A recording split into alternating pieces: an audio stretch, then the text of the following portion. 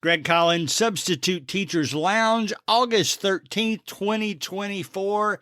You know, I'm not going to be talking about today what everybody is telling you you should have in your substitute teacher bag. I'm going to be talking instead about things you may forget to put in there or things you never realized you needed in the first place. Substitute Teachers Lounge.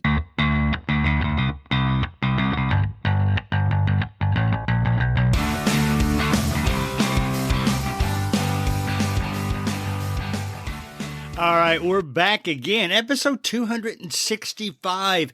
I'm kind of excited today. First of all, I meant to mention this when we started.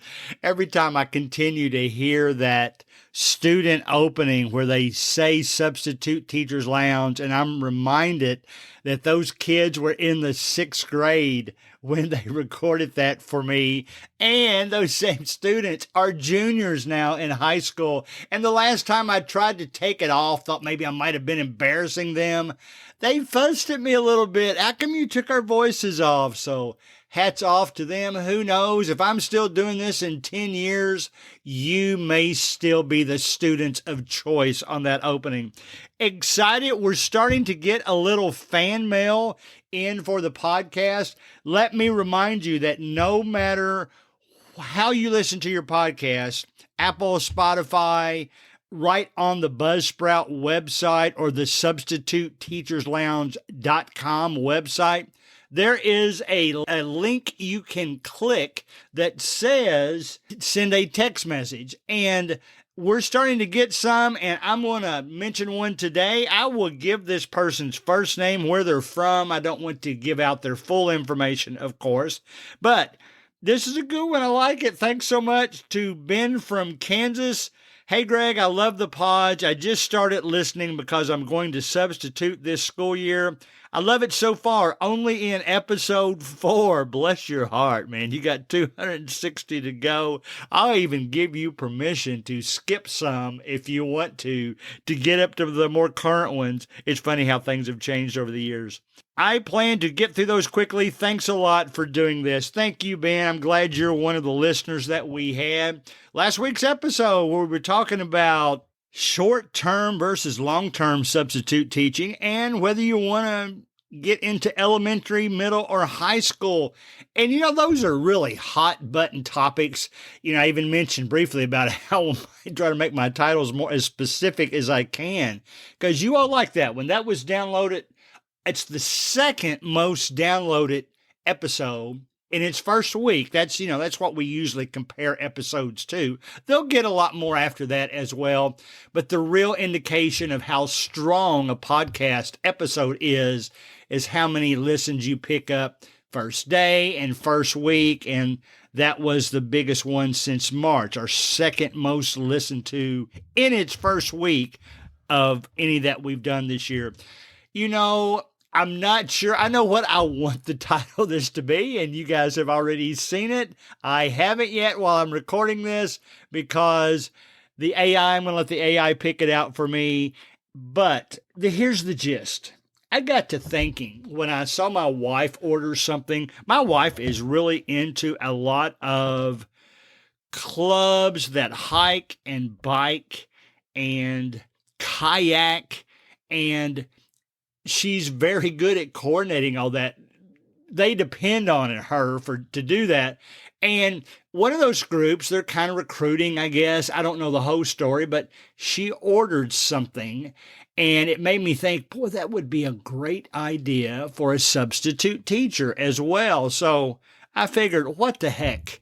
It's time to do an episode about not just what every substitute teacher brings with them when they substitute teach, but things you may have forgotten or not even considered. Some are going to be simple. Some are going to cost you some money. I'll talk about both physical things and, for lack of a better word, I guess you'll call them mental things or mindset type things. We'll talk about both of those. I know substitute teachers, they don't make that much money anyway, but when I talk about things that will cost you money, everything I talk about today that cost you money, you can probably pay for in a half a day of substitute teaching. I'm excited. I know some of you are back at school. I start my first substitute teaching job tomorrow, the August 14th. I've already had 3 schools contact me. Not so much they're just waiting for me to get in there, but standpoint, they just want to make sure I'm still going to sub this year. They want to keep me on their active list. That is certainly encouraging. I have seen about 4 sub jobs pop up. Some of them I've let go to other people because it's not my chosen topic to start out with, but I might scramble here at the last minute and have to pick something up. But with all that in mind, your best substitute teachers are prepared. I'm just going to say it like that. If you go in unprepared as a substitute teacher for what you're about to face, the kids are going to know that, and they're going to play towards that. They might think, so far, this person doesn't act like they really want to be here. They're going to know that, and they're going to tune you out. Even the administrators, maybe the person that called you to come in that day, if you come in all disorganized and not prepared, not bringing a pencil or anything with you to write down things, because, we do live in an electronic world, but still you need something to write with. So all those things rolled into one. These are ideas that will help you stand out more, that will give yourself a name. Now, first, this is the most basic thing that I mention every year, and it is, in fact, one of the things that a lot of substitute teachers, I think they forget. I don't think they think, I'll never need those. I think they just forget to buy dry erase markers. So you say, Greg, why do I need to buy dry erase markers? They're already in the containers on the whiteboards. They're already up there. Sometimes that's yes, sometimes that's no, by the way. The students, if I don't see them, will know where to find them. Why should I do it? Well, what I have found is, I'm even going to say 7 times out of 10, once you pick up one of those dry erase markers and start writing with it, they're faint, they're running out of ink or whatever that is inside those things. And it's going to be frustrating. You're going to want to write your name for the students to see. You might have some assignment duties based on the lesson plan that was left on the desk for you or on Google Classroom or wherever it is. And there's just some things. There might be some cool stuff that you want to write down to impress the kids. That's what you need, your own dry erase markers that are fresh, that you always keep the cap on, that you don't give to kids. I would encourage you, buy yourself a small set, Amazon, you can knock that out for well less than $10, and take a Sharpie and write your name on the dry erase marker so there's no doubt, even to yourself. If you see some in the tray at the end of the day that are similar and you know some are mine, that's the other thing. Don't forget to pick them back up, or it's kind of pointless that you bought them. Pick your dry erase markers back up, have your name on them, you got them for the next day. But that's a simple thing that can be so frustrating. You can't write things because you don't have your own markers. Now, here's the thing that my wife gave me the idea for. She recently bought some personalized ink pens for one of these groups she's a part of. And I got to thinking, man, I'm starting to like that idea for a substitute teacher. Here's where I'm coming from. Those of you that have listened to the podcast from the beginning, you know, I'm not a big fan of business cards. I think they come across, first of all, they're old-fashioned now. I mean, who leaves paper business cards anymore? They're old-fashioned. They're associated with a business that I spent a career in that I never really liked. Maybe I'm a little biased in that regard, but I don't like business cards. I think they seem desperate. I know the first day I ever substitute taught, another substitute had been there the day before. She left notes for the teacher, which is always good. And then she stapled her business card on the front. And I said, I didn't do anything formal like that. Well, they never called that other sub back, and they call me back all the time. I don't know what the difference was. And we'll talk about how you leave notes here in just a moment. But they called me back. That business card did not help her. But I've got an idea, and I think I'm going to do this myself.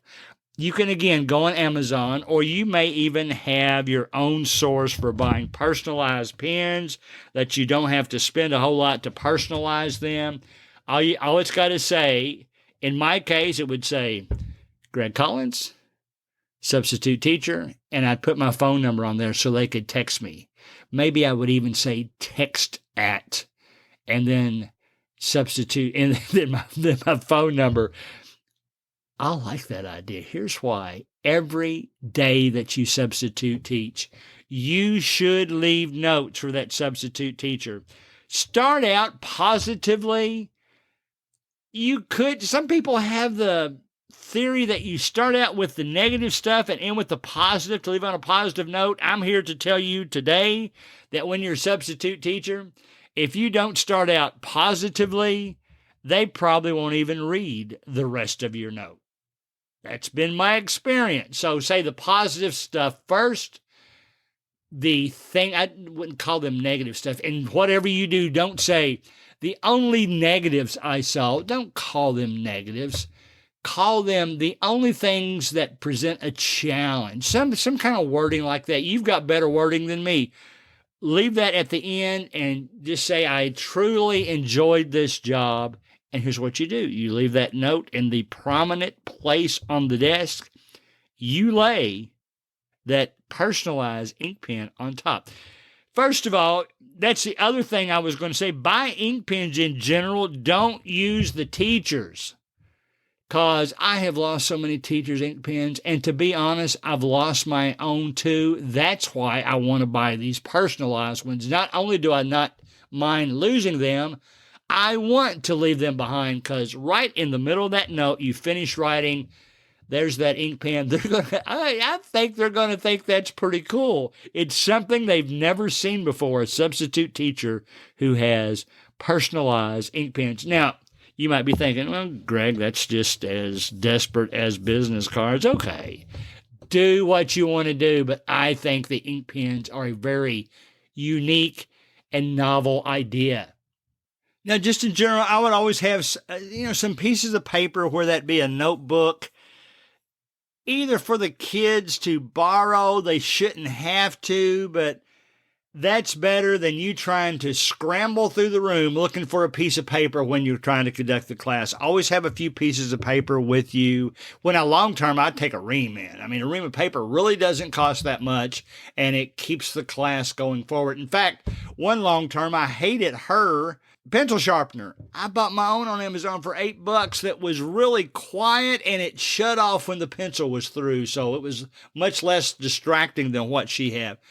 You're going to take some kind of container. I actually use a backpack to take my supplies in. I take my laptop with me. That's up to you whether you want to take yours with you or not. Sometimes I actually use it to record a podcast during the planning period. But take what you want to. I don't use a whole lot of things that need to be refrigerated that I eat for my lunch. I'll put them like in a plastic grocery bag, and have them inside that backpack. And mine's more based on a computer backpack. So that's kind of what I like to use. But I'm going to tell you this, and some of you will have more trouble. And I haven't done this yet myself, but I have noticed that kids love to talk about what you bring in with you. So if you've got this thing about Bluey, if you've got this thing about, I just went and saw Inside Out 2 with my grandson, and I loved it because I felt like the kids when they were 13 that of my age, back when we were 13, could relate to it. Kids today could relate to it. I read that it is now made more money than any other animated movie in history. So that's so cool. And just the premise. I'm going to spoil it for you, but watch it. I think it's, even though it's still in the theater, I think it's already on Disney Plus, so you could watch it there. It actually motivated me to go back and watch the first one. So I thought it was such a cool concept of getting inside a student's mind. So that was really cool, and I liked it. Buy things that will make your students say, "Oh, Mr. Collins, I like your backpack." Or for some of you, I don't think I'll ever buy a pair of Crocs. I don't know. If I do, it's probably for the water when I go on vacation. Just listen to a great podcast about them, how they really took off during COVID and how they ended up buying the Hey Dude brand. I guarantee you, if you wear Crocs or Hey Dude shoes into the school to substitute teach, some of those kids will make comments about them. And I already forgot what those little things are you stick in the holes and all that kind of stuff, but they're really having fun with those shoes. So do some things. I'm not saying do some things to draw attention to yourself, but if you got to buy some shoes anyway, buy something that could be a talking point for your students. A reason why they say, "Hey, I like your shoes." My talking point from my students about the clothes I wear, for me, is more, I wear Hawaiian style shirts a lot. They're not all Hawaiian. They're more what you would call cruise wear. On Seinfeld, they called it cabana wear. But it's those types of really flowing shirts that have loud patterns. Just bought myself a Western one to wear on a cruise ship that I'm going on. It doesn't have anything. There's a Western event on the cruise ship that I bought it for. But buy things like that that serve as talking points. And the last thing I'll mention, and this is more mental too, and you've heard me mention it before, but I think it's this important. Always try to go out of your way to know what you're teaching. Okay. I do it by, once I sign up, I try to look up the teacher on the school website. I don't try to hack into anybody's accounts. I'm just trying to find out what they're teaching, what age group they're teaching.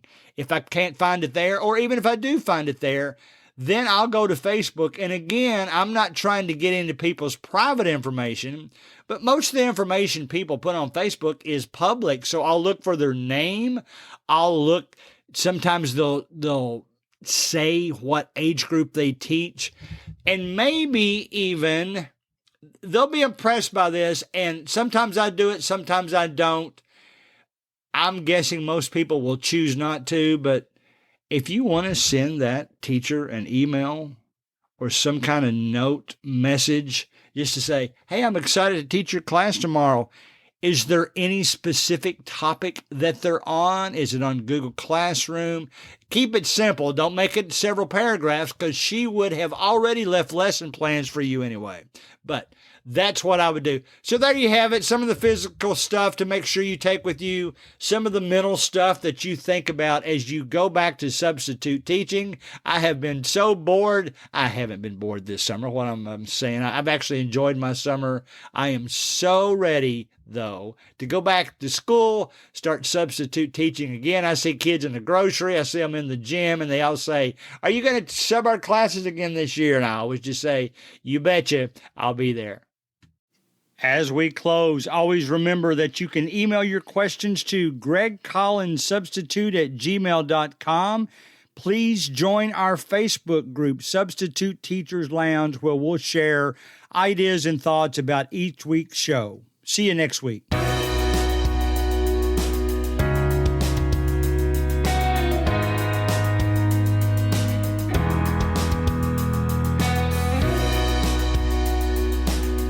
Music provided by Ben Sound.